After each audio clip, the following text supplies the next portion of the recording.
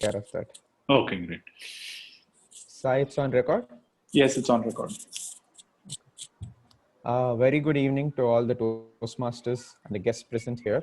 And Good evening. welcome to this communication seminar by Toastmaster Amitabha Roy.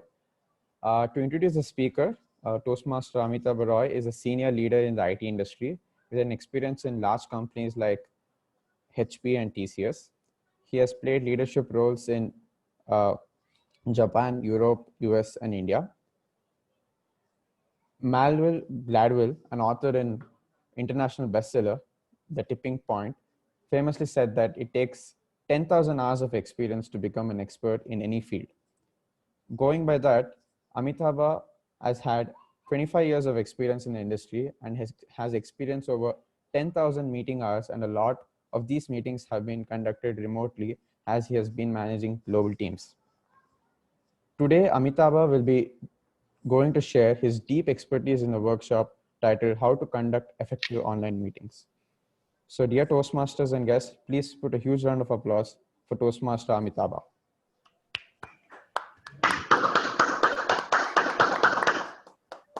Yeah, thank you. Thanks, Amok, for that nice introduction. Am I audible to everybody? Yeah. Yes, sir. Yeah, first of all, thank you all for joining on a Saturday evening. So I appreciate your taking the time off to attend this communication seminar.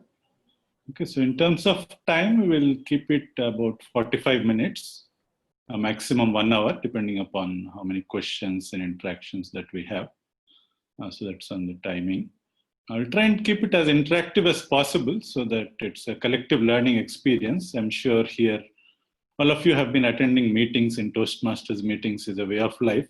So all of us have meeting experience, all of us have challenges with our meetings. So I'd like to try and get your collective experience. So the way I've designed this session is that I'll be breaking the section into 4 parts. And at the end of each session, that's after 10 minutes into each part of the meeting, I'll just break and I'll get all of your inputs, your feedback, so that we can make it a collective learning experience. Okay, so I also have a few slides, but I've kept the slides extremely light.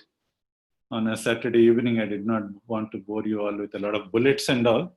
So my slides just have only Dilbert cartoons, so they're very light and easy. Okay, so with that, let me get started. I'll just share the slides. Let me know once you're able to see it.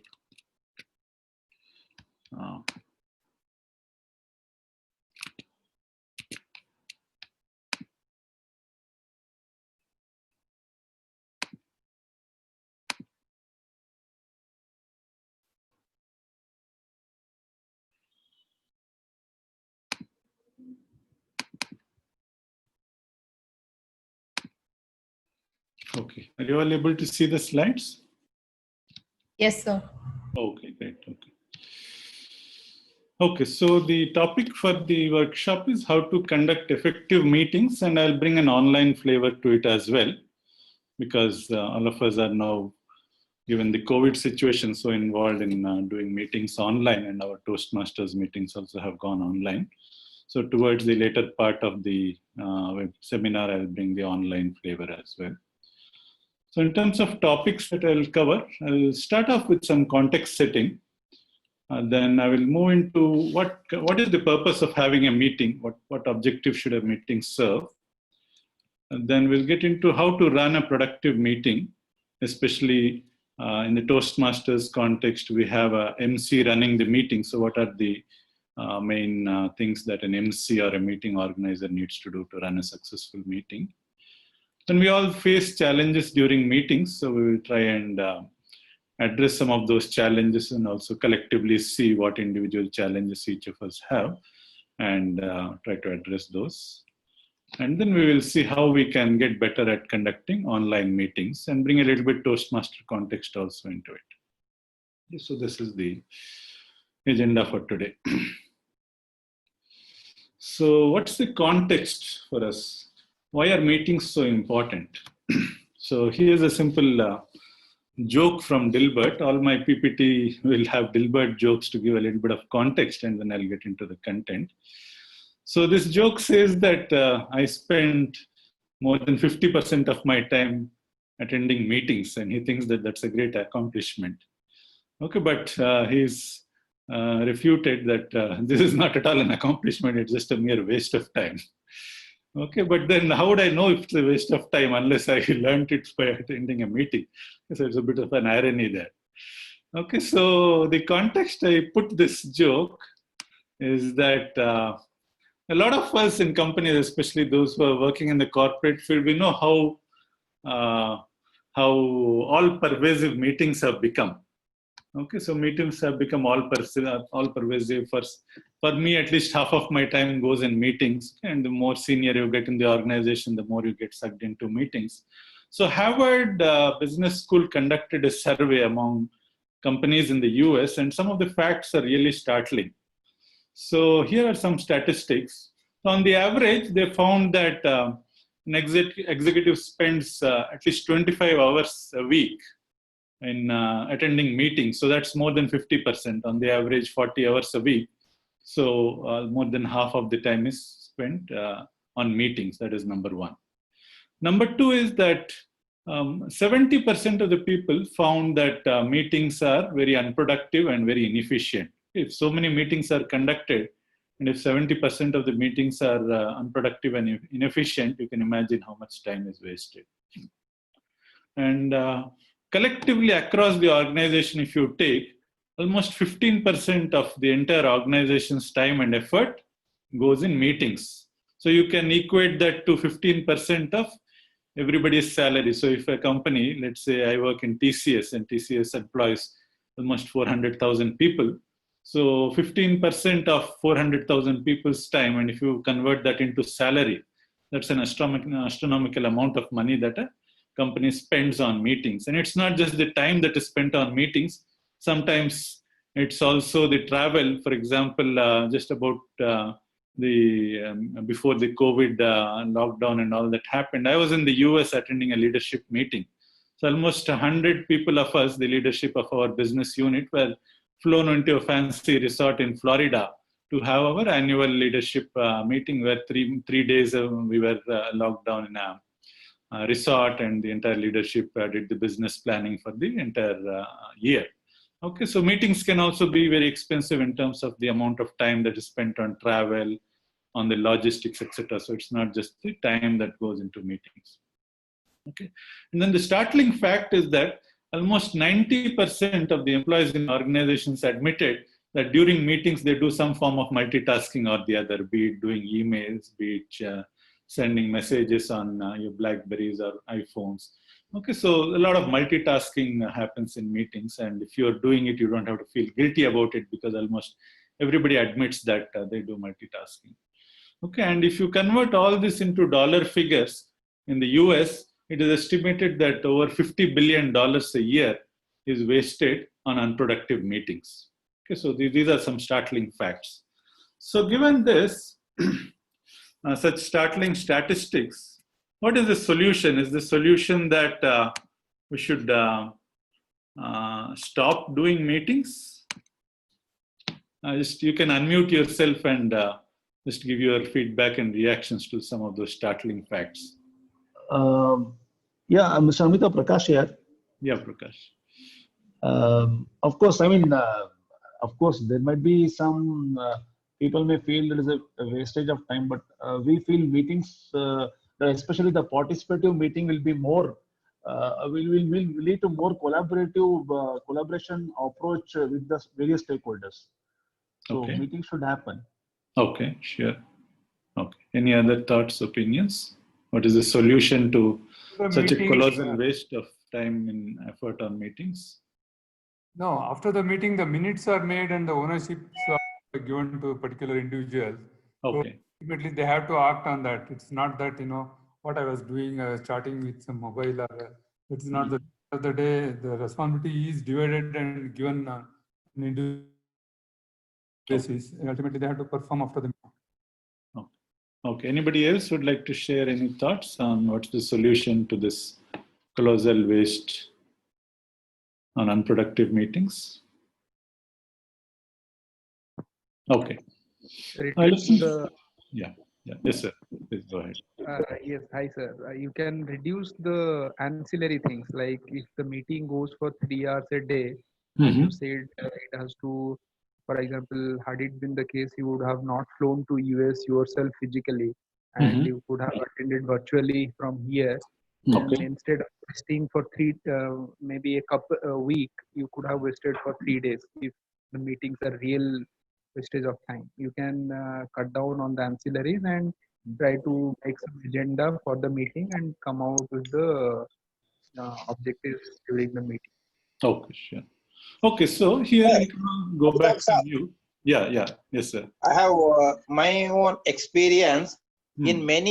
any meeting when boss is presiding, many people do not express their real opinions Okay, okay. because they think they will go into bad book. But attending the meeting they will do as a Yeah, job or as a, you can say as a correct. Yeah, I requirement. think that is one of the challenges. We have an agenda topic to address the challenges. So it's a very, very valid point. Okay. Okay, so I'd request all of you to go back to mute. Okay, so I'll get back to this section. So here is what the experts have to say in terms of addressing the colossal unproductive amount of time as well as dollars that are spent on meetings. See, the only way to get this under control is to make your meetings productive. Okay, one is to kind of reduce the amount of meeting time. The meeting time has year on year, the studies show that the graph is going up and up. So certainly people need to reevaluate if they really need so many hours of meeting. That is number one. And bring down the number of meeting hours and keep it really productive. That is number one. And number two is each meeting that is conducted needs to have a clear conclusion, clear action plan. It has to be a very, very productive meeting. Okay, so the more and more productive a meeting gets, I think the amount of dollars that I quoted there, $40 billion, obviously will come down. So for an organization, let's say of the scale that my company is, 4 billion, 400,000 employees, even if we make a 10% improvement in productivity in meetings, that amounts to a huge productivity gain for the entire organization. Okay? So as individuals, as people working in companies, as people attending meetings, I think it's the onus on each and every one of us to really make an improvement in the way in which we conduct our meetings, in the way in which we organize our meetings, and try to make that as a continuous improvement. Even if you make a 5% improvement, let's say month on month, at the end of the year, you'll find that you're extremely productive in organizing your meetings, and the unproductive meetings come down drastically. So that's the premise of this workshop also. How do we really make our meetings more productive? Okay, so with that, let's get into the next session of the presentation. And again, just share the screen, share the slide. Okay. So next is what is the objective of the meeting? What purpose does a meeting serve? Okay, this Dilbert's joke takes a little bit of a cynical view on the meetings. And this says that there's no purpose of the meeting. I am attending a meeting just because my boss told it.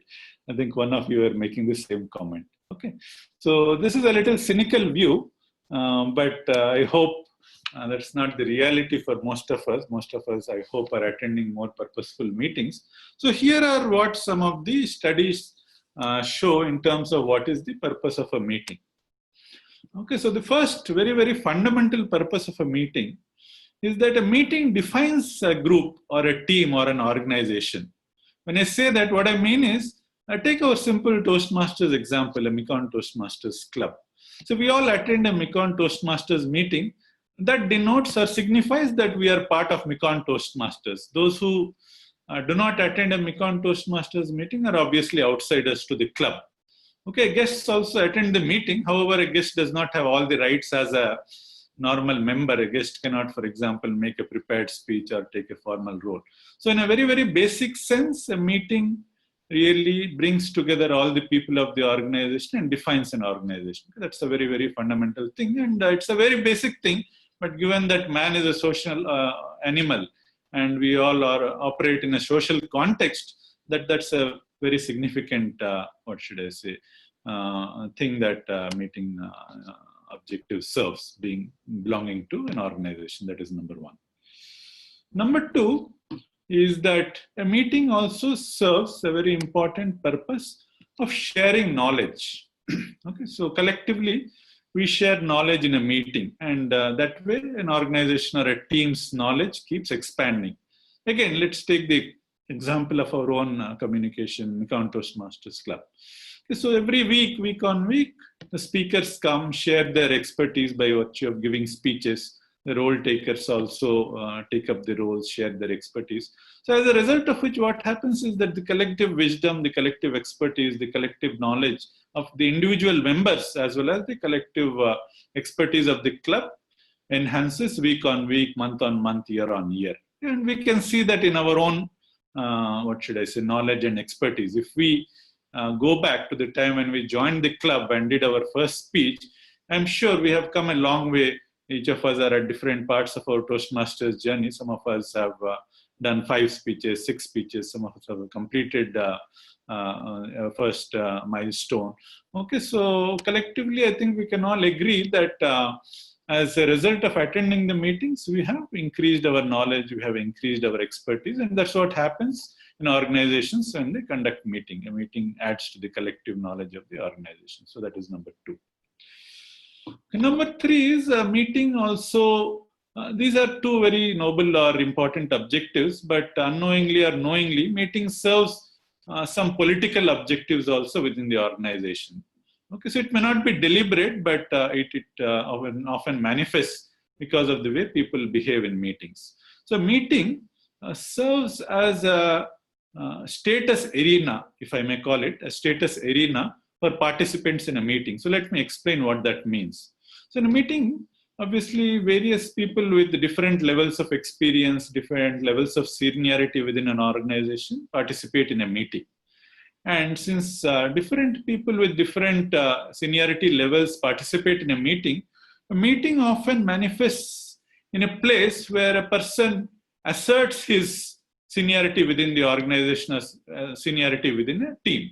Okay, for example, this is a common behavior that you come across in a meeting. So let's say in a meeting, very often suggestions are taken. So a meeting coordinator calls for suggestions. And sometimes a junior person, if he manages to gather some courage in front of the senior people within the organization, he comes up and modestly puts across a suggestion. And if you subtly notice the body language of some of the senior people, sometimes they make it very explicit. They just bluntly put down that junior person saying that you don't have any experience and this suggestion will simply not fly. And sometimes it's not so explicit. It's just a wave of the hand or just raising the eyebrow, and the junior guy gets the hint that he is supposed to just keep quiet and attend the meeting and not be bold enough to make suggestions. So it's a kind of in a subtle way acts as an arena where people assert their status in a meeting. So that's another important purpose that a meeting serves, although this is not a very, very constructive purpose. Okay, so these are some of the objectives that a meeting serves. Meeting serves many other objectives, and I would like you to again unmute and give your inputs in terms of what are the other objectives that you have seen meetings serve. Okay, please unmute yourselves, and we'll use the same pattern. When I come to the end of each section, I will solicit all of your input so that we can make it a collective learning experience. Yeah, go ahead. Prakash here.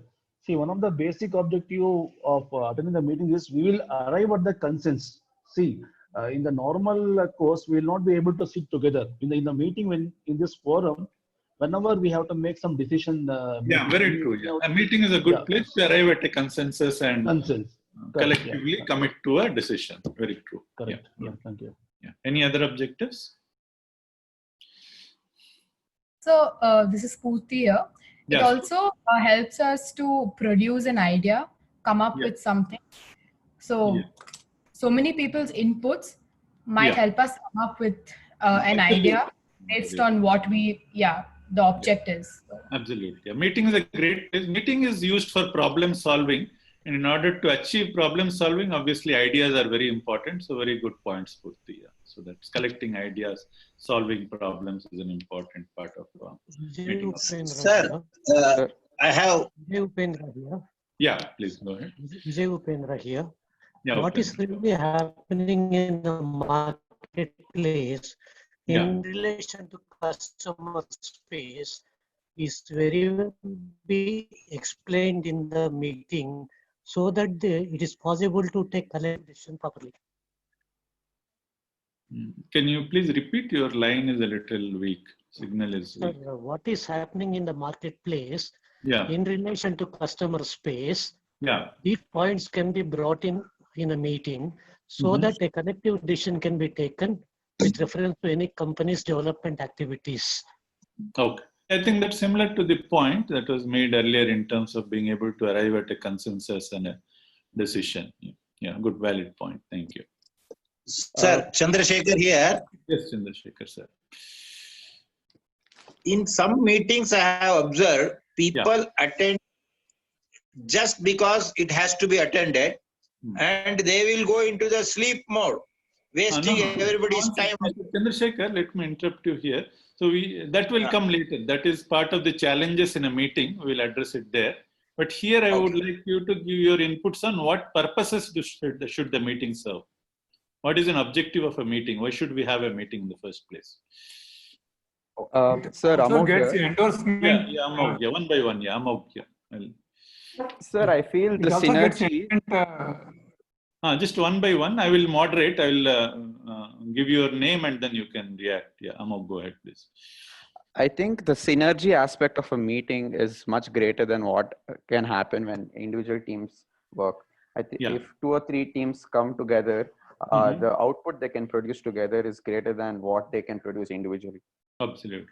Yeah. Collective ideas like Spurti mentioned, I think that the power of bringing multiple people together, obviously 5 heads are better than 1 head. And if we can constructively get everybody's ideas, that's a great place to solve problems. Yeah. Good. Yeah. Sorry. So, another person also wanted to make a point. Yeah, please go ahead.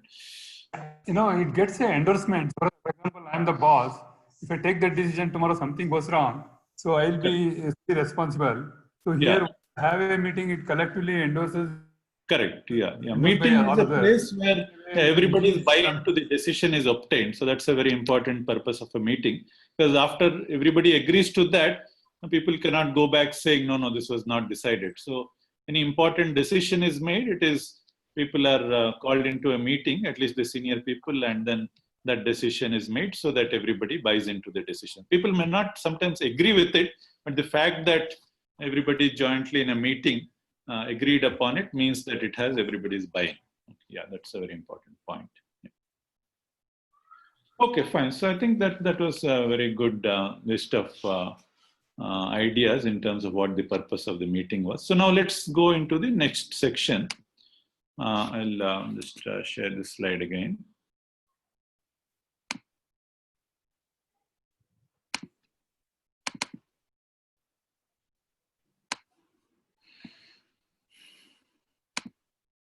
Okay, so this is a very interesting section. I think all of us face challenges during meetings. We see a lot of wastage happening during meetings, a lot of other activities happening during meetings. So in this section, we will address what are some of the common challenges during meetings. Okay, so we'll, as usual, start off with a Dilbert joke. Okay, so what this Dilbert joke is saying that in order to prepare for a meeting, let's have a pre-meeting.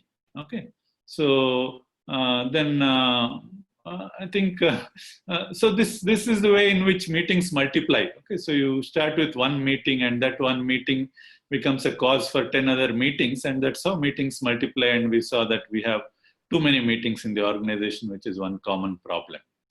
Okay, so let me narrate a few other common challenges that we often encounter during meetings. Okay.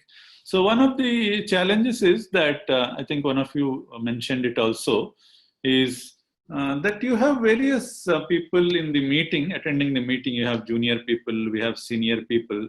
So you often find that the junior people, they're just attending the meeting because their boss told them to attend the meeting. So they don't know really why they're attending the meeting. Okay, so that's one of the common challenges, and you find that a lot of people's time is wasted because they simply could have perhaps been informed about the meeting update just via an email. They did not necessarily have to attend a meeting. So a meeting organizer has to be extremely respectful of people's time and should invite people who can really add value to the meeting rather than seizing everybody and expecting everybody to attend the meeting.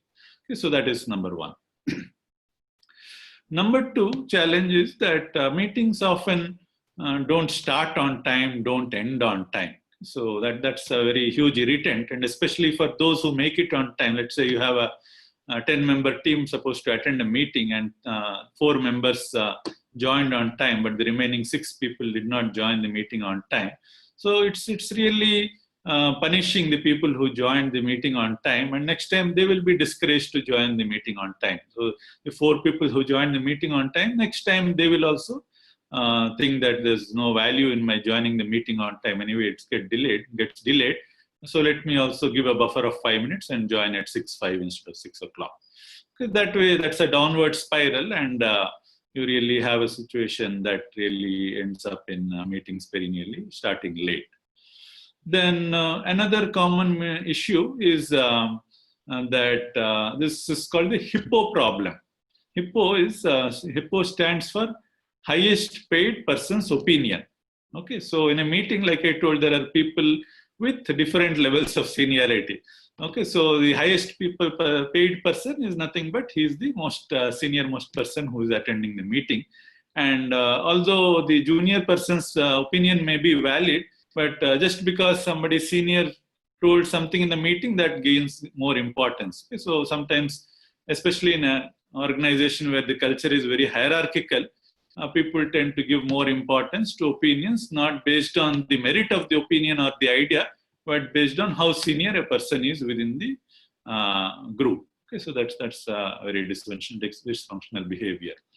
So another very common issue encountered in meeting is the fact that I alluded a little while earlier also, is people trying to show the status in the meeting, and in the process trying to put down junior people when they try to speak up, put them in their place, either through just a gesture or sometimes explicitly telling them to just shut up. Okay, so trying to show power, trying to show dominance in a meeting. So that's another dysfunctional behavior in a meeting. So these are some common dysfunctional behaviors in a meeting, or some of the challenges in a meeting. So now let's open it up. I'm sure each of you have attended a lot of meetings and you would have had challenges in the meetings or that you have attended. So I'd like to hear from you what are some of the challenges that you have addressed. So you can unmute yourselves and just share your views.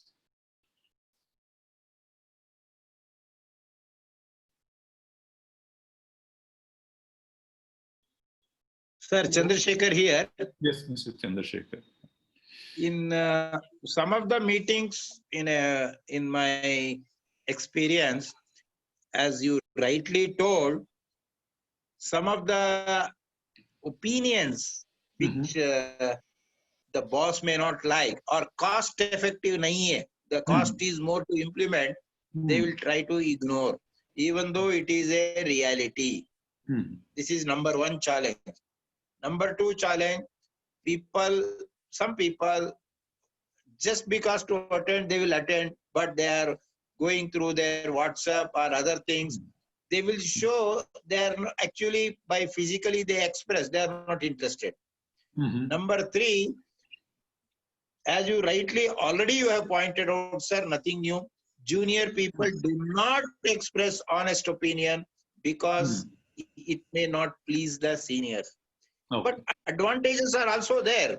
Advantages of the meeting. Yes, if the person is confident, he can make a breakthrough. He can express that. It is the individual personality, sir. Sometimes I have done it, I have got success, but many times I have been ignored also because my suggestion may not please my boss. So both mixed baggage. Thanks, Mr. Chandrasekhar. Let's get a few more opinions. So I request others also to share what the challenges they have encountered. Yeah.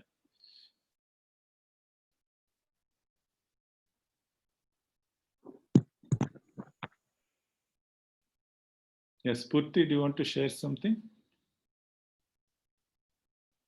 So I feel although you have the ideas within you for a particular thing and you have an input for a certain thing, the way you deliver and the way you deliver might vary, and it might change what you want to say in the meeting and change the objective for some reason. And one more thing is, you might not be taken seriously sometimes when you do that. Although your idea is in the right sense, if the delivery part of it is not right, it just feels like the objective is changed. So that's one challenge I've personally faced. Okay, great. Okay. But sir, would you like to share some challenges you have faced? Yeah, actually, one thing I feel in a meeting where there are multidisciplinary individuals involved. You know, in a meeting with different disciplines are there. There is always a danger that others will not appreciate the importance of a particular discipline. And then will not be there. Open-mindedness also is not there. Sometimes it's sheer ignorance on the part of others to understand that everybody is important. Correct. That's important. Yeah, that's a very valid point. Vijay Upendra here. Yeah, I was working in a company earlier. In one of the meetings, one of my colleagues jokingly said that when he asked to some question by the boss, he didn't answer. He said that I didn't answer because my job is to just obey the boss, that's it. Not to answer, retort him back. That was a very joking thing which I had experienced in my earlier company, sir. That's it's very true also in many cases, unfortunately. Yeah. Hello, sir. Sandeep here. Yeah, Sandeep. Yeah, please go ahead. The few problems what I have faced in the meetings, like the person who is heading the meeting, let us say the in charge of the group or in charge of the office. Sometimes most of us or the other participants, they arrive the meeting at the time, let us say 9:30. And the person who is heading the meeting, he arrives at 9:45 or 9:10. So this 30 minutes late of single person gets multiplied with the time of all the people who are already there. This is one problem I have many times faced. Second is when we are discussing few points like agenda 1, 2, 3, 4, 5, 6, 7. The people who are responsible for the agenda 1, they should be discussed and they should be relieved from the meeting. It is only because someone big enough in the office is sitting. So the people related to point number 1, they are also sitting through the meeting for rest of the 9 points. So Ajay, courtesy that you should release them when the point number 1 is discussed. Then you come to the people who are responsible for the point number 2. This is after the initial pleasantries finished, you just come to the point number 1, finish it.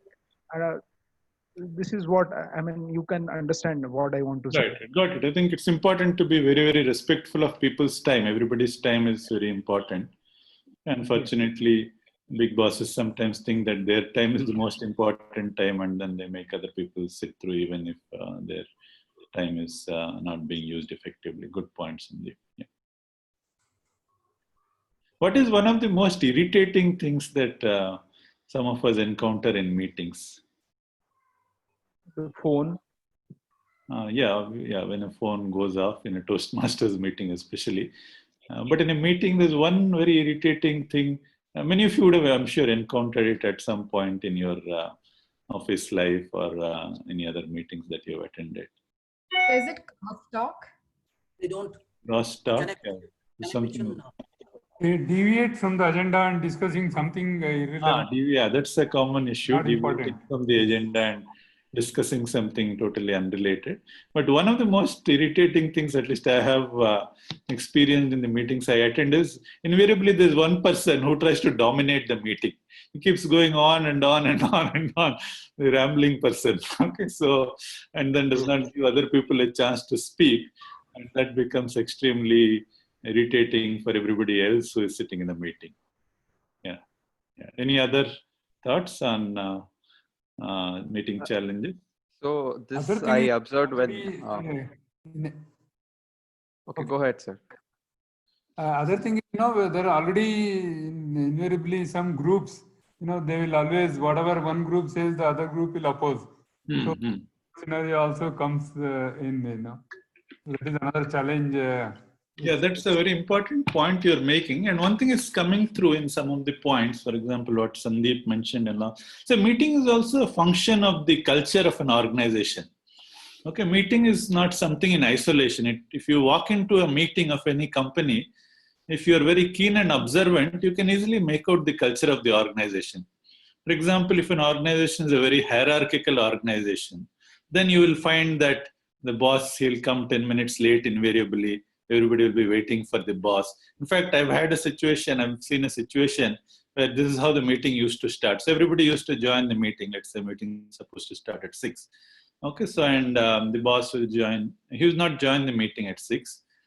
So the personal assistant of the boss, he will take attendance if everybody is there in the meeting. And then after 10 minutes, he will call the boss and say, no, you can join. Everybody is there in the meeting. So that's it's a very extreme example of how a hierarchical organization functions. And the example that you're saying in terms of infighting within the meeting. So a meeting is a great place to really show that, show or manifest the politics of the organization. So if there are two factions, you'll often find that that sometimes spills over in a meeting, then there's a fight in a meeting. In fact, if you closely observe the way in which people take the seats in the seating arrangement of a meeting also, they're just gearing up for the fight. So in this case, if people are ready to pick up a fight, you'll find that they're taking seats opposite to each other so that they can get into a fight and if necessary, start fist fighting as well. Okay, so there's a lot of subtle messages that you can find about any organization's culture by seeing how a meeting is conducted. Okay, so and it applies in a positive way also. In a positive organization where people are really professional, disciplined and all, you will find that the meeting exactly starts on the dot. The meeting finishes on time or very often before time. Somebody invariably takes the minutes of the meeting. Immediately after the meeting, the action items are circulated, and then before the next meeting is organized, the action items are followed through. It's a very productive meeting. So that's a very good sign of a very professional organization, which is at the other extreme of some of the examples that we saw. Okay, so these are some of the common challenges, and if we have challenges, I think we need solutions also. So in my experience, I'll give you some of the challenges and how we address those challenges typically. So for example, one challenge is, like Sandeep mentioned, meeting starts late, and those who join the meeting on time, unfortunately, their time is wasted. So the best way that I have found to address this is one of the mistakes that many people make very often is that they wait for everybody to join the meeting and only then they start the meeting. That's a absolutely wrong thing to do. Even if half of the participants of the meeting have come, I think it's very important to just get started with the meeting. That way, those who have not come on time, they get the message that the meeting is not going to wait for them. On the other hand, if you wait for late participants to join and then start the meeting 10 minutes late, then those who actually joined the meeting on time, they'll think that there's no value for them to have joined the meeting on time, and next time they'll also join the meeting late by giving 10 minutes buffer. Okay, then it becomes a downward slope. Okay, so that's how to address late meetings by starting on time, regardless of whether you have 100% attendance or not. Okay. Then second is in terms of this dominant speaker that I talked about. So you have a situation where one person often dominates the meeting. So how do you address that? Very important thing is that, see, in every meeting, there's one person who needs to be in charge of the meeting. In our Toastmasters setting, it's the MC, and sometimes the president also steps up. But a normal meeting in an office is not so formal. We don't formally designate an MC or a president, but invariably one person is in charge of coordinating and organizing the meeting, and that person needs to really step in. Okay, and when a person who is really dominating the meeting, he needs to interject. I mean, you can interject at any point. Typically, the classic way to interject is when that person is, let's say, telling something. I'll give an example. So let's say I'm the dominant person and I'm talking that this sales is slipping for South Zone. Okay, and then immediately the meeting coordinator should interject saying that, yeah, the sales is slipping in South Zone, and then immediately turn it back to some other participant. Ammo, what is your opinion about the sales slipping in South Zone? Okay, so that way you take the ball away from the dominant person's hands and pass it on to somebody else. So, and then you also need to do a little bit of a gesture and a body language showing a little bit of impatience at that kind of a behavior, so that the dominant person gets the message. So it needs to be very subtle. You obviously cannot get, what should I say, unconstitutional in a meeting, but with a subtle gesture and a subtle way in which you manage the situation, you can tackle such people who dominate the meeting. Okay, then there's this problem many of you told in terms of only the senior person's opinion is heard and the junior people, their opinion is not valued or they don't speak up. Again, here I think the meeting coordinator's role is very, very important. The meeting coordinator needs to create an environment where everybody feels safe or secure to provide ideas. It's creating a meeting environment which is very safe for everybody to open up. That is really, really important, because by default, you can be sure that those who are junior, they are very diffident, they are very apprehensive of telling anything. So unless you put them at ease, unless you put everybody at ease, they're not going to open up, and that is going to create a risk where you're not going to get ideas from all the people within the organization. So it's important to create a safe atmosphere, number one. And number two is better to ask the opinion or inputs from the junior people, because once the senior person has spoken, then that whole topic is like done with. Okay? Then the junior people are not likely to give opinion on the topic further. So it's better to first get the opinions of the junior people on that particular topic or particular agenda item, and then come to the senior people. That way you will ensure that you're getting the inputs from a cross-section of people, from all the people, both junior and senior. Okay. Then MU Bhatt sir told of a challenge where sometimes you have a cross-functional team, and one person's or one functional expert, for example, let's say the salesperson and the technical person, their languages are totally different.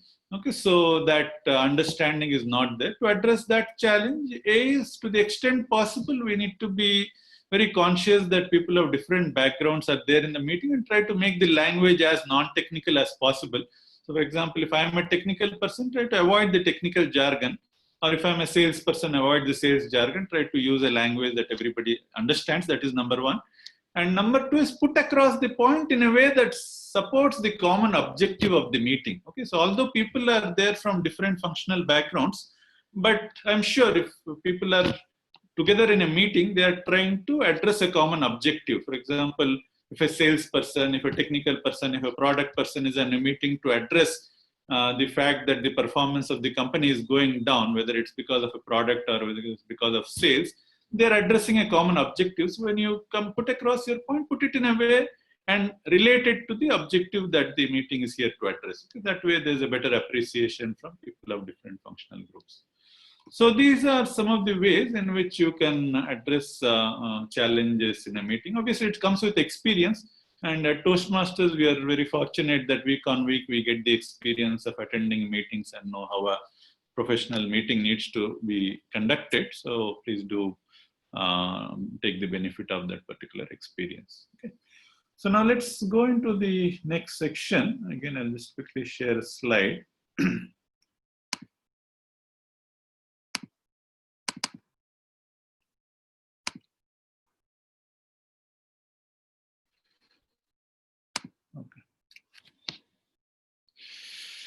Okay, so how to run an effective meeting? Okay, so the most important way to run an effective meeting is not to have a 4-hour-long meeting like this guy is saying. Okay, so what he's saying is you have a 4-hour-long meeting, and then at the end of which they could not agree to a conclusion, and in fact the whole thing was a waste because they cancelled the project, and then somebody still is not very sure the project is cancelled and they should do another 4-hour meeting. Okay, so this is absolutely a wrong way to run a meeting. So let's have a look at what are some of the best practices in terms of running a meeting. So I'm sharing the slide, getting back to a normal Zoom mode. So in a meeting, for a meeting to be productive, the role of the meeting coordinator, or in our Toastmasters parlance, we call it the MC, becomes very, very important. Okay, so because the MC or the meeting coordinator needs to make sure that the agenda of the meeting is circulated well ahead of the meeting. The meeting participants are chosen in a very thoughtful way. We don't expect everybody to join the meeting, because a lot of people may not have any value to add in the meeting. So it needs to very thoughtfully select who should participate in a meeting. Then the meeting has to start on time. Okay, so like we saw, I think there's a solution to people not joining the meeting on time is not to wait for them, but just to get the meeting started on time, and at the same time end the meeting on time. Okay, so then create a safe environment for everybody to really convey their ideas in a meeting, so that especially the junior people or the people with lesser experience, they don't feel insecure in a meeting. So the meeting coordinator's role is extremely, extremely important. And he has a very important part in ensuring that the meeting is conducted in a productive way. Okay, that is number one. Then the meeting duration is also very important. So often I've seen people tend to have a 1.5 hour meeting, 2 hour meeting. Okay, so I think we need to be aware of the fact that our human attention span, I think beyond a particular time, beyond 1 hour, it's really impossible to hold people's attention in a meeting. Okay, so it really, if you really need to have a solid reason to have a meeting length more than 1 hour. You really need to have a very structured end. So keep the meeting. I keep my meetings maximum to 30 minutes by default. If there's really something very important that cannot be covered in 30 minutes, then I stretch it to 1 hour. Okay, but 1 hour is the max. If you have to do something which takes more than an hour, it's better to break up the agenda and cover it in a different meeting rather than expect that people will be attentive for 2 hours and cram everything that you can in a meeting. Okay, then you have the now you have global organizations. Okay, so you cannot have everybody on a face-to-face. So it's important to decide when to have a face-to-face meeting, when to have a remote or an online meeting. And sometimes it's not avoidable because certain key participants of the meeting will be remote, and they also need to provide inputs to the meeting. Okay, so those participants have to be remotely joining the meeting. But then, in order for remote participants to be effective, certain things need to be taken care of. For example, if possible, it's better to be able to share the agenda via a PPT so that everybody is able to look at the agenda on the screen. Everybody is on the same page. Use that agenda slide to get into agenda 1, 2, 3, 4. When you're on 1, 2, 3, 4 topics, get on. Use the slides so that everybody is able to follow through the meeting. If you're not doing a face-to-face meeting, sometimes people get lost. Okay? So use some kind of tool, be it a PPT or any other tool, so that people are able to follow through a meeting. So these are some of the ways in which you can really make a meeting productive. So let's again open it up and get your views on what you think can be done to make the meeting productive. What are some of the best practices and some of the good meetings that you have attended, so that we can learn from each other. So yeah, please unmute yourselves and go ahead with your ideas. What do you think the ideal time for a Toastmasters meeting? See, Toastmasters meeting is a little different from a normal business meeting that we have, because it has a very, very structured agenda. Okay, it has a clear agenda. You need to have the presidential address, then you have the prepared speech session where 2 to 3 speeches are given. Then you have table topics for 20 minutes. Toastmasters, in fact, has recommended the time for each section. Each prepared speech is 7 minutes. So 7 into 2 or 3 is about 20 minutes. Okay, then you have 20 minutes of table topics. Then you have the evaluations. Even for evaluation, also 3 minutes is recommended. So you have a proper structured agenda. So although the Toastmasters meeting in total looks a little long, but since there's a clear agenda, and then unlike a business meeting where people may not be fully prepared, here you have a fully prepared agenda. And so I think a 90-minute meeting, a maximum 2-hour meeting is perfectly fine. Okay, now we are getting into online meeting. Online Toastmasters meeting is something new for all of us. So a 2-hour meeting online, I feel, is a little too long. It's not easy to hold people's attention online for the entire 2 hours. So we should look at trying to make it crisp. Okay, so that I leave it to the executive committee. We are gathering some experience. I think we have conducted about 1 month worth of online meetings. So it's a good time to kind of for the executive committee to group and see whether the meeting duration that we are having. Offline, I mean, face-to-face meeting cannot be directly mapped to an online meeting. Whatever you're doing in a face-to-face meeting, if you directly one-to-one try to replicate in an online meeting, you'll find that it does not work. And many of the things you are finding in our Toastmasters meeting, some things are working, some things are not working. So I think 1 month of experience is a good time to for the executive committee to base that experience and try to make any tweaks if necessary. Okay, so yeah. I feel if there's a problem created by somebody in the meeting, I feel people forget to tackle the problem, but they start tackling the person. I mean, I feel they attack the person than to solve the problem. Yeah. So I feel that will reduce the productivity of the meeting. So instead, everybody should tackle the problem than attack the person. That's very, very important. And here again, I think the meeting coordinator's role is very important. If it tends to get nasty, and the meeting coordinator absolutely needs to interject and get across the point that you so nicely mentioned, is to tackle issues rather than tackle person. Unfortunately, sometimes a meeting is a place where a lot of things happen in the background, a lot of things keep happening and the pot keeps boiling, and then it spills over in a meeting, and that's how you sometimes get this unfortunate kind of behavior spilling over in a meeting. But absolutely the meeting coordinator needs to take charge and bring back the attention to the issues rather than the people.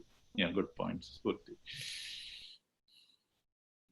Any other best practices? Yeah, Prakash here. See, what I feel for effective meeting, whatever agenda they have, so if it gets circulated well in advance, and the meeting coordinator should be able to ask key stakeholder whether they're having any concerns or any concerns wants them to be resolved in the meeting. And if they come to if they come to know well in advance before the meeting, such that the concerned person who is able to answer, he will be ready with his answers. Instead of dragging the time, or instead of the other stakeholder being unprepared. Yeah, it's very important. I think having a clear agenda. I've seen so many meetings are unproductive because there's no clear agenda and the meeting just meanders. So having a clear agenda, publishing well in advance is very important to have the meeting productive. Yeah.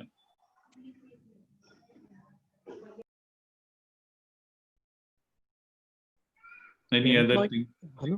Yeah. Vijay Upendra here. Yeah. Employees, whether it is junior or senior, should be given a chance to vent their feelings so that in a meeting, it will not be taken either personally or against the company. That way, there should be a place to express themselves very freely. So no one should take it negatively.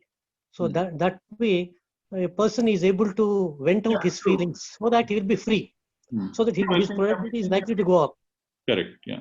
And it again depends on the type of the meeting. Every meeting is not a open format meeting, but certainly I think there are meetings, usually the HR type of meetings, where people express their opinion about the workplace and all. Certainly should get be kept free format, and especially junior people should be given the opportunity to express their feelings. And that's again comes back to how do you creating that meeting atmosphere, making meeting place a secure place so that everybody feels secure to voice their opinion. That is very important. Okay, so I think it comes back to that. How do you make the meeting a really secure place so that everybody is feeling confident to voice their opinion? Yeah.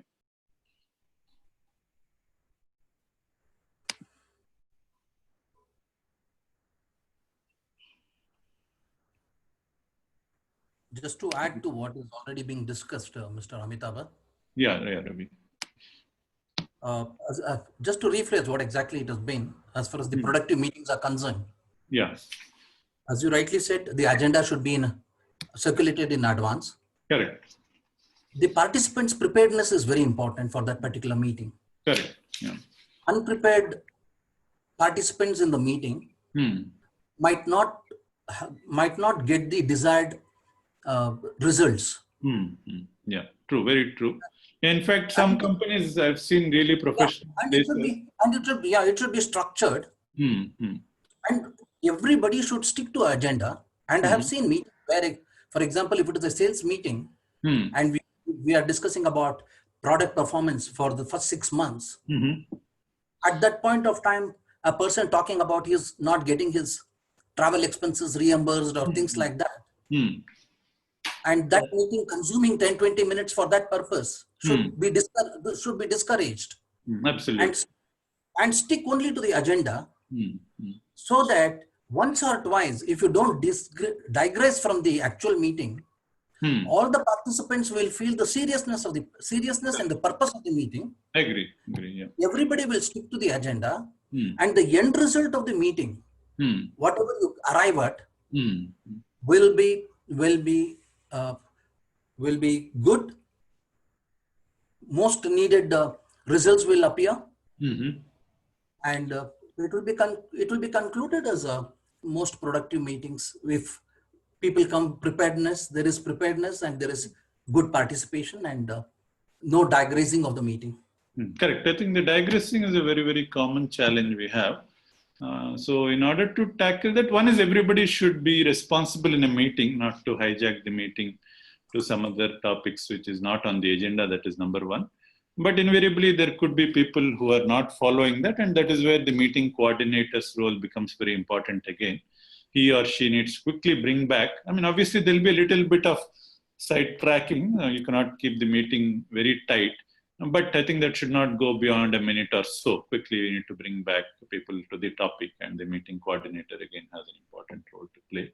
In terms of your preparation, meeting preparation, I think very, very valid point. I think that's how professional organizations are run. And sometimes I've seen that not just the agenda is circulated, but if anything needs to be prepared or any reading material needs to be gone through before the meeting, they circulate the reading material and tell participants that you were supposed to read up that before you join the meeting. Yes. Okay. Right. Any other points before we go to the last section of the workshop? Okay. So let's go to the last section of the workshop then. The last section is about online meetings, especially because in this particular situation, all of us have gotten into organizing online meetings. So again, I'll start off with a little bird joke. Okay, so online meetings obviously involve use of technology, and not everybody is savvy with technology. So sometimes we often experience a challenge with getting our video or the audio working. And in this particular situation, the first 1 hour of the meeting was spent trying to get the audio to work. And then what happened after that? He says that it was just a 1 hour meeting. Okay, so yeah, this kind of demonstrates how technology plays an important role in online meetings. And we'll get into some of the issues with online meetings. Okay, so again, getting back, the first thing to recognize when we conduct online meetings, and especially in a situation like this, where there's no other choice. It's not like we have any other choice. Without Zoom, we could not even have conducted our meetings. So at least something is better than nothing. But I think the important thing to realize is that inherently online meetings have their limitations. If we are expecting that people will be 100% involved, just like we have our meetings in the 5th floor of Mekon, we are being too optimistic. Okay, so we need to be aware of the fact you're not able to lock up people in a room. People are on mute. People are sometimes not on video. Okay, so what people are doing in parallel, you have absolutely no control. Okay, and so it's really important to first realize the limitations of online meetings. Once you realize that, then you can work your way to see how you can compensate for those challenges and still try to work your way around and make the online meetings productive. Okay, so first important thing I think is to really realize some of those limitations of online meeting. Okay, so that is number one. So once you realize the limitations of online meetings, so how are some of the ways in which you address some of the challenges that an online meeting throws up? Number one is technology. Okay, so unlike a face-to-face meeting where you just have to walk into a meeting, here you need to get your internet to work, get your computer to work, get yourself online. Many of us are working in the technology industry, but we also need to remember that not all the participants in our club perhaps are so conversant with technology. Okay, so that is number one. Number two is, even if people are comfortable with technology, they may not be used to this particular tool that we are using. They may be used to a WebEx, or they may be used to some other meeting tool. And once you change the tool, sometimes we find that things are not working in the same way. So we need to be prepared with the fact that not everybody may be comfortable with technology. And in order to address that, we need to open up. For example, if we are using Zoom, we need to open up the meeting bridge. It's at least 10-15 minutes in advance, so that people can try it out before the meeting starts, rather than waste meeting time after the meeting has started, which I find that our Mekon Communication Club is very well following that. That is number one. And number two is, it will be nice if, which I think we are following very well, if people who are savvy with technology, especially the younger generation, are able to help out those who are not so savvy with technology, so that we make it easy for everybody to participate in an online meeting. Okay, so that is number one, in terms of trying to make technology work for everybody. Okay, second is that in an online meeting, what you will find as a challenge is people sometimes tend to get into multitasking, okay, because the mute button is there. Sometimes you can switch off the video, and once people are on mute and switch off the video, you really have no idea what people are doing. Okay, so multitasking becomes a very, very common challenge that we need to address. And in order to address that, one of the things that we need to do is to get everybody to participate. Okay, so we need to break up the meeting into sections. Okay, a 10-minute break is a very good logical point. And after 10 minutes, try to elicit people's inputs, call out people's name, get their opinion. So the meeting has to be structured in a way that you have intermittent breaks where you're able to involve people, so that people do not get into their own world of multitasking, which is how I also planned this particular workshop. Given that it's an online workshop, I broke it up into 10-minute segments. At the end of each section, I tried to get everybody's input so that I know that everybody is with me. Okay. On the other hand, try to imagine an alternate situation. Let's say the entire workshop, I did it as a monologue. I gave a 1-hour speech. I can be 100% sure that at the end of my 1-hour speech, almost 90% of the audience are lost into something else. Okay, so that's why I deliberately try to break it up into chunks, so that we can get involved, get people involved, get people's inputs and participation, so that people are still involved in a meeting. Okay, and this is also an input to the executive committee. We have, of course, mapped our physical face-to-face meetings that we used to have in our Mekon office directly to an online meeting. But I think after conducting 4 or 5 meetings, we may realize that one-to-one mapping of a face-to-face format may not necessarily work in an online format. So some tweaks to the format of the online meeting without breaking the spirit of a Toastmasters meeting, which is to have prepared speeches, impromptu speeches, and evaluation. Still, if some tweaks can be made to the format of the meeting so that more people can get involved. Otherwise, at the end of 60 minutes, 90 minutes, you can be sure that half of the people are in a different world. Okay, so that's another thing to do in an online meeting. Then number 3, this is just a trick or a technique. It's not necessarily a best practice, but a simple trick. Is in an online meeting that we have to take it from our homes. Okay, so and not all of us have the luxury of having a home office or a really nice table and a bookshelf, and sometimes we need to take it from a very, very crammed room. Even getting a room to ourselves while conducting a meeting, especially in joint families, could be a luxury. Okay, so sometimes we are a little shy because our background may not look so good and all. So a simple trick, and for those of us who are using Zoom through an app, I'm using Zoom through an internet, so I cannot do this. But if you're using Zoom through an online app, which you can download, and some of you may be using that, the facility to create a virtual background. You can try it out after this meeting. So what that does is you just need to right click on this thing and you'll find an option for a virtual background in the app. So then it can select any picture. By default, it selects the San Francisco Golden Gate Bridge.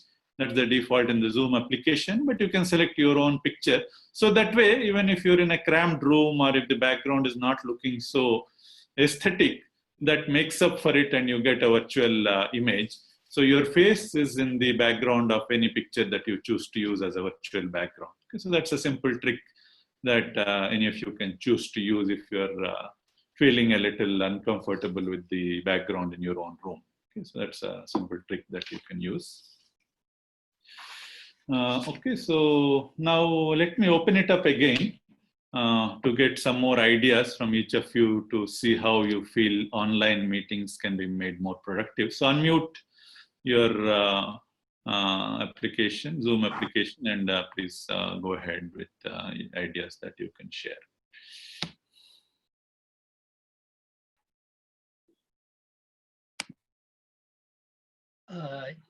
Mr. Amitabha.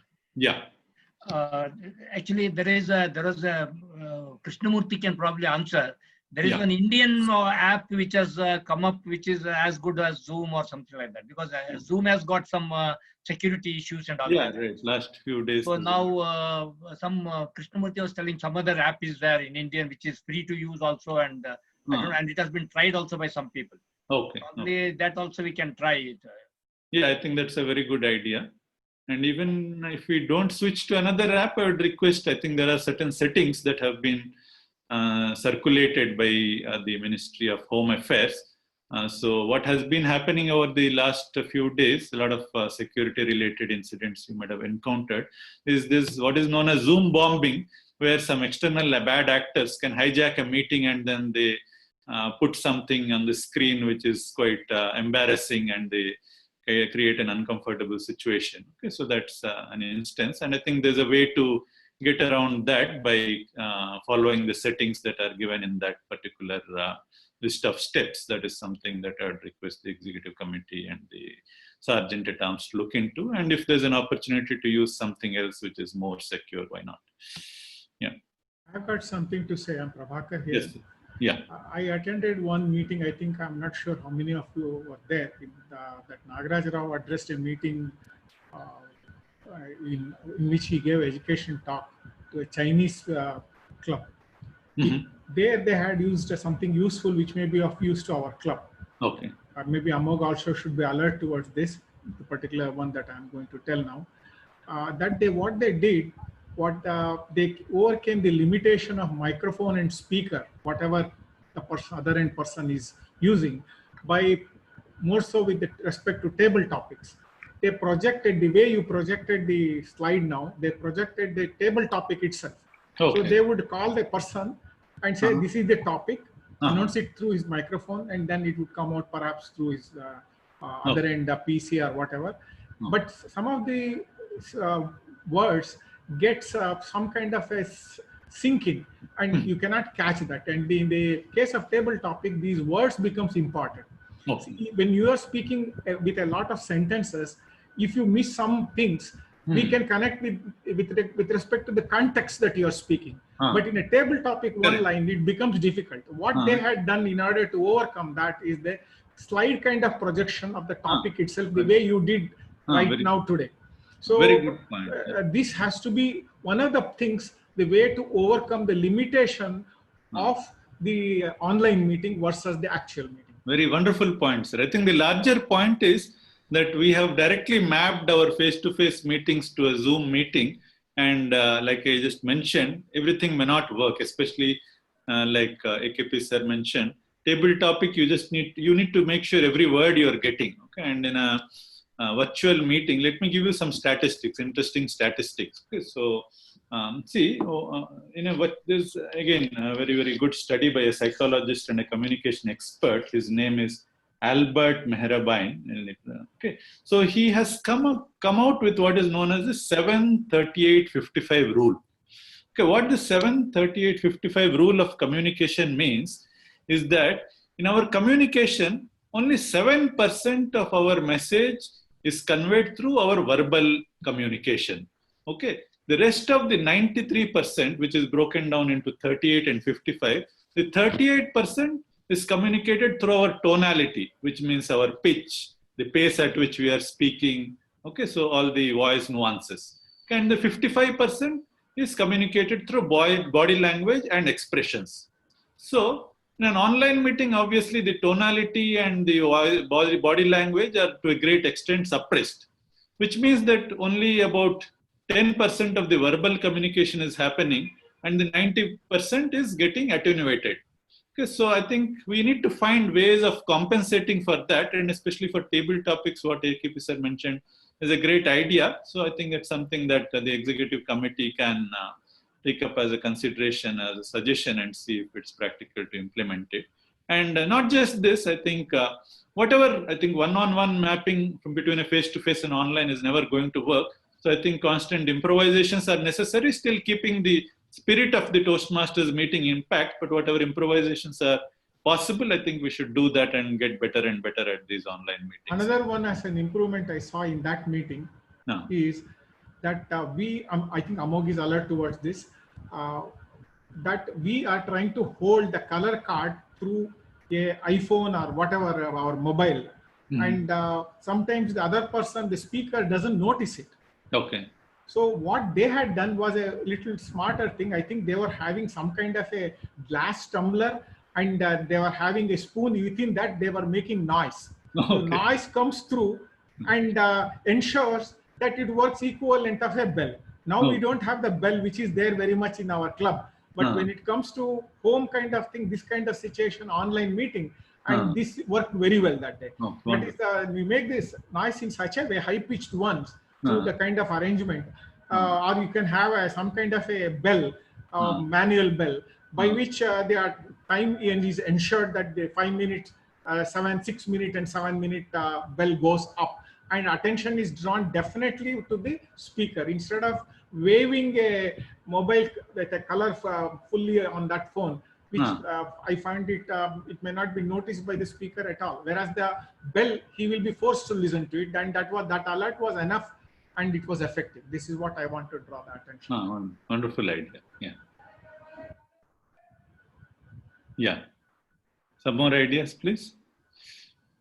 So there is belief that Zoom is not safe, but I feel it's okay with Toastmasters, and even our Rotary meetings we have been extensively using. So the company like yours will not be using Zoom, no? See, Zoom, my company does not use it as an official tool. We use Microsoft Teams and WebEx. But I am aware of large multi-billion-dollar companies using Zoom as their corporate communication tool. And for Toastmasters, I think I don't... there's no secrecy in this. What I've experienced, I've been using Zoom for the last 6 months or so. My experience with Zoom is that from a usability perspective, it's one of the easiest to use tools. And the quality of the video and audio is reasonably good compared to many other tools that I've seen. The quality of video and audio is good. Obviously, security and all of those internal things, which we might not have paid attention before. Now it is being used at scale across the entire country. So it's important that we pay attention to security. So at the bare minimum, I think we don't have to go all the way to changing a tool if we have already invested in it. But I think at least we can look at the settings that have been recommended so that we don't end up in awkward situations where an external actor can hijack a meeting.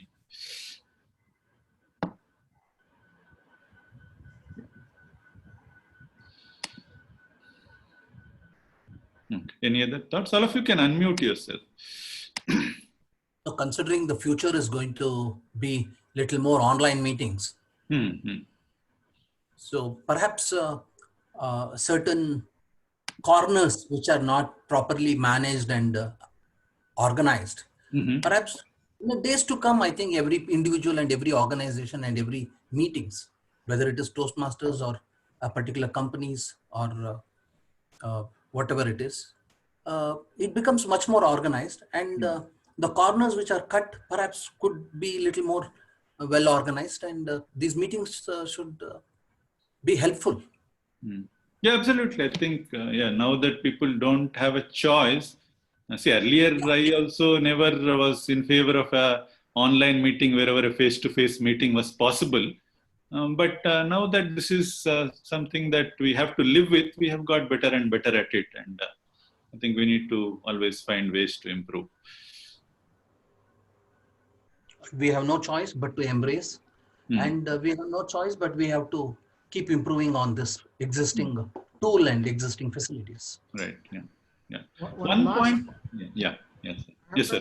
One last point as a point of improvement to make it a little closer to the reality.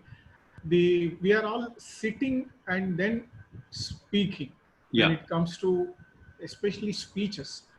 Now maybe we should explore standing and delivering, so that the Toastmaster ambience, as far as the speaker is concerned, gets real. And anyway, the audience is supposed to be sitting and listening, and that can be go on as it is. So speakers can be requested to be standing and delivering, and they can adjust the camera accordingly. Thereby, body language comes through properly. I think we should experiment. Yeah, I think we are learning every day. We are learning new things, so we should experiment. I think so. Spirit of experimentation should continue. And if just standing and delivering a speech can work out, nothing like it. Yes, sir. In fact, right now I am standing. Actually, last couple of speech Pradeep gave, he was always standing and delivering his speech in our NATK Behavior Club. So he's practicing. Little adjustments we need to make to the camera, etc., but worth exploring. Yes. Only risk I see is in standing will obviously move a little more, and the cameras and the internet speed is not so robust that it can track movement so effectively. So there's going to be a bit of a blur, but I think no harm in trying out, and if it is working out well, I think nothing like it.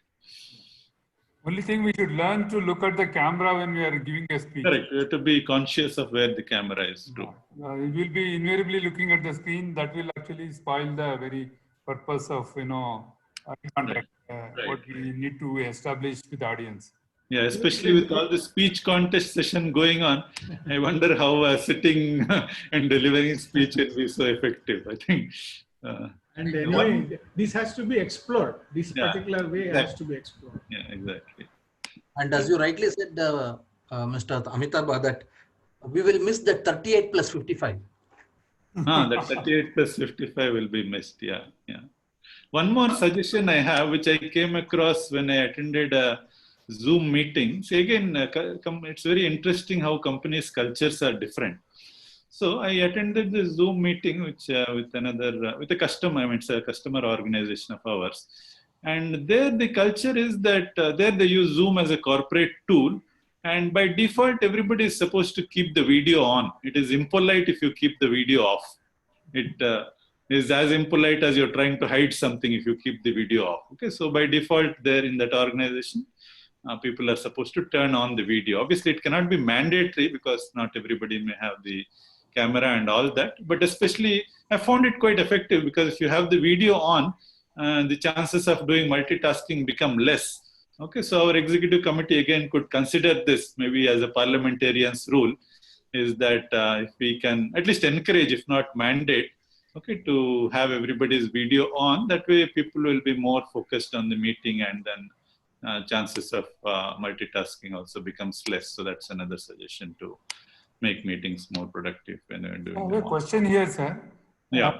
Told actually, if you keep all the cameras on, bandwidth will be taking more load. Is it something like? Is it true? I don't think so, because at the end of the day, they asked us images are getting highly compressed.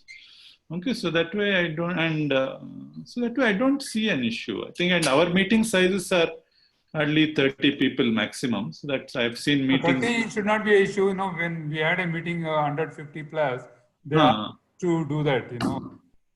The speaker is only one person. Everybody is only a participant, and that's a static image. So I don't see an issue with that. But at least I think we should try out. I would certainly encourage our executive committee and the parliamentarian to maybe at least encourage everybody to keep the video on from our next meeting. Maybe a new post need to be created, one online evaluator or somebody, No, we already have. The good thing is that Toastmaster structure is very, very well thought through. So this typically would fall under a parliamentarian's jurisdiction. So the parliamentarian can introduce an additional, maybe to start with just a recommendation, and then depending on the feedback and what we get as responses, we can make it mandatory later if that makes sense. Okay. Any other thoughts? Okay, then, so we'll conclude. I'll quickly summarize everything that we learned in just 2 minutes so that we can wrap it up. So first of all, again, thank you all for making it to this workshop and making it really productive and interactive. So we saw that meetings are necessary evil in organizations. So almost 50% or more of companies' time, especially senior people within the organizations, get spent in meetings. And almost 70% of the meetings, as per surveys, are found to be unproductive. Okay, so the only way to really avoid this colossal waste of time, effort, and organization's money is for each one of us to get more and more productive at conducting the meetings by incorporating best practices that we saw. Okay, so that is number one. Then we saw what are the various purposes that our meetings are organized for. So the purpose can be as basic as everybody being part of the team. Whoever is in the meeting is part of the team, to more important things like taking decisions in a meeting, important decisions so that everybody's buy-in is there in a meeting.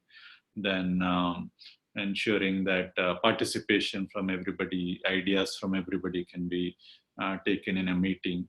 Okay, unfortunately, meetings also serve some dysfunctional purposes and is also a place to kind of reflect the politics of the organization and becomes a status arena. But to the extent possible, organizations should try and avoid such dysfunctional behaviors in a meeting. Which takes us to meeting challenges. Some of the challenges that we saw in meetings are meetings not starting on time, meetings not ending on time, meetings not being professional by virtue of not having a proper agenda or not having a proper meeting preparation before the meeting. Okay, so those are some of the challenges that we saw in a meeting. And in online meetings, these challenges get amplified because you lose a lot of the face-to-face body language and the tonality. Okay, so that takes us to online meetings, but online meetings has become a reality now given the fact that we are in this COVID situation, and working remotely is still going to continue at least for some time. And not just because of this COVID, but we are now working in global organizations. So even in a normal situation, many companies, in my experience, have to do remote meetings because people in teams are now global. Okay, so then that makes it important for us to understand and appreciate how online meetings can be made productive. And we saw some very good ideas in Toastmasters also. We are learning every day. Okay, and KP sir and others gave some really good ideas to see how we can improvise on our meetings. Okay, by doing things like using, let's say, PowerPoint to show certain things when words cannot be understood properly, especially for table topics. Okay, then trying to use video wherever possible so that you get more people to participate in a meeting. Trying to make sure that the meeting is not too long. You have meetings broken down into sections, and in between trying to get participation just like we did in this particular meeting so that you get everybody involved rather than people getting into multitasking.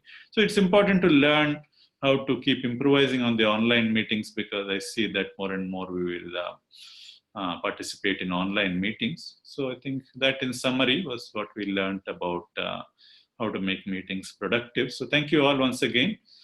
Before we conclude, I just want to tell you that all of you will get participation certificates. So it'll be nice if we can note down who all participated before you log off from the virtual meeting from the Zoom.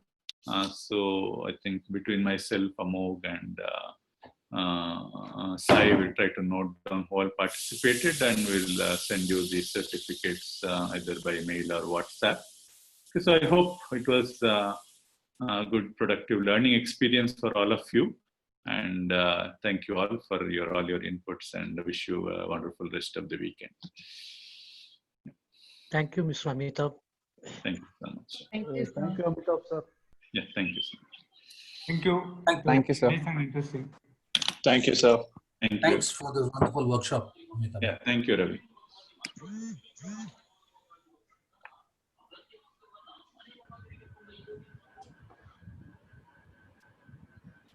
Amitabh, are you on live? Just I want this is besides the meeting that is over. Yes. How did you say that? How you can which feature can be used to kind of put just a photograph, simple photograph in place of my video? Are you using? Are you using the app, sir? I know I'm on PC. Sorry, laptop, not app. So on laptop, are you using the browser or are you using the app? Browser. So with browser, I found that I could not do it. However, when I use the app from a, I've not tried the app from the computer, but I'm sure it must be possible. Okay, when you try it and when in case successful, let me know. That's all. No, I was successful through my app, which I tried from my tablet. So I'll just tell you 1 second. Let me try. I'll just log into the meeting using my mobile. 1 second. Amitabh sir, even I'm trying in Android app. I mean, even I'm not able to do it. No, but I don't think Android is an issue. It works both in iPhone and Android.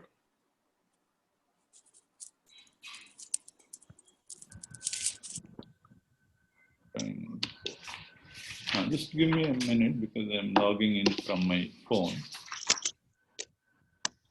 Maybe I'll log out from my PC and just log in from my phone. So that way you will see my background also. That will validate.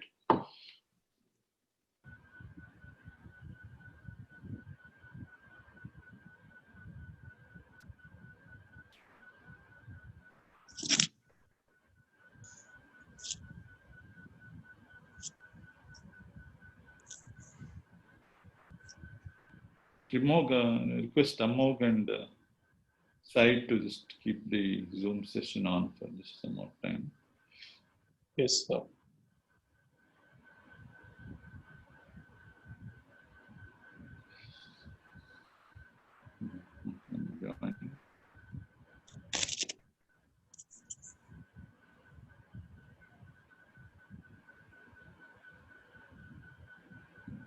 So I'm able to join from my mobile. I'll log off from my computer. No, it's okay. It may not have to be now itself.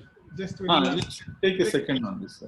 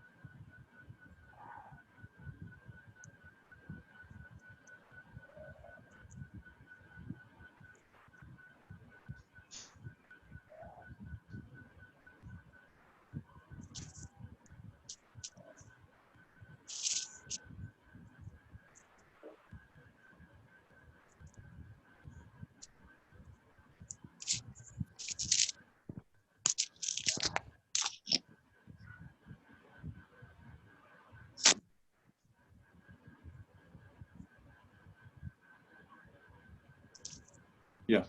So are you able to hear me, sir?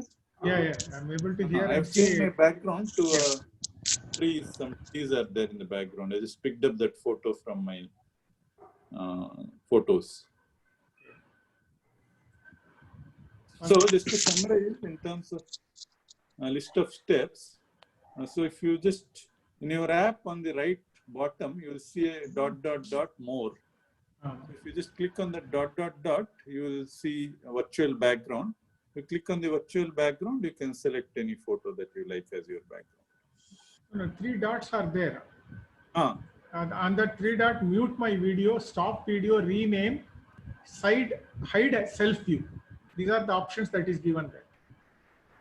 Sorry, hide? Hide self view. Are you seeing any option called virtual background? No, I don't have it. I'm using laptop.